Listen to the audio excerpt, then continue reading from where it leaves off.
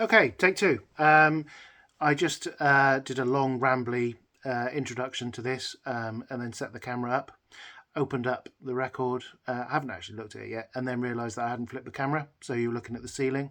Didn't make for a terribly interesting video. So, just the one record to show you today. I paid 40 quid for it, including postage, a few days back. The cheapest one currently on Discogs is 40 quid, so I think hopefully I got a bargain. Median selling price on these is 120. Highest ever selling price on Discogs is 497. Some of you are probably starting to guess what it is. I have shown you one or two of these before.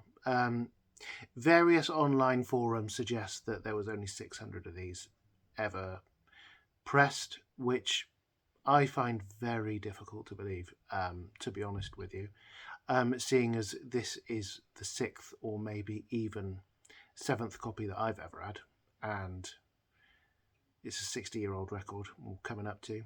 An awful lot of them will have ended up, sadly, in landfill or whatever, so I find the 600 number slightly fanciful. Plus, I'm never really sure where people get this from. But that said, it is a pretty rare one. So let me set my camera up without, hopefully, it facing the ceiling, and we'll have a look at this record together. Okay. Okay, so let's take a look.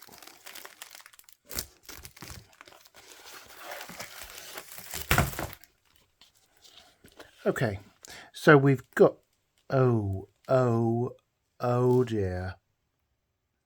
Oh dear. I think this is a when buying records off eBay goes wrong video.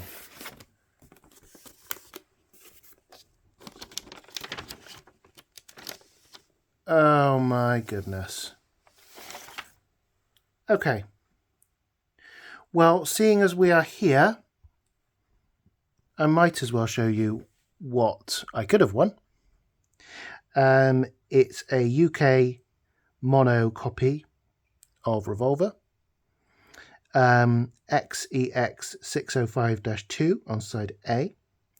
It's got the sold in the UK statement, as you'd expect. And almost upsettingly now, it looks like a fairly nice copy. Could have done with a clean. Let's have a look at side B. And a lot of you probably got your head in your hands now, thinking to yourselves, what a terrible waste of a rare record. It is, of course, the XEX606-1. Tomorrow Never Knows remix copy. They're exceptionally sought after. They do have a different mix of Tomorrow Never Knows on. To be honest with you, I haven't listened to that in a little while. I remember there being some slightly different, like plinky plonky piano parts towards the end. It's not drastically different, to be totally honest, than the alternative mix. Well, we would say, I suppose, this is the alternative mix. Remix 14, I think it gets called. So once again, it's slightly worn, and there's a little bit of writing on that label. Can you see? Would that have been an original inner sleeve? I'm not sure. I know that some of them came with the Ematex. No, it's not an original inner sleeve because it's got Let It Be Look advertised. So that was from later on in play. But that said, I suppose it's kind of irrelevant anyway, because sadly this record is essentially worthless. I suppose if you're really being optimistic, you can still listen to well, all of it apart from the first songs on both sides.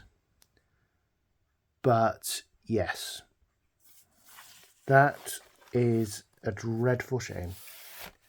And that, people, is why, if ever you're thinking of sending a record, you've really got to think about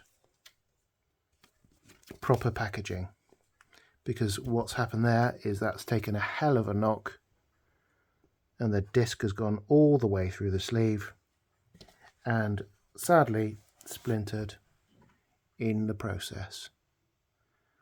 So if there was 600 of those pressed, then we can definitely, without doubt, say that that is now 599.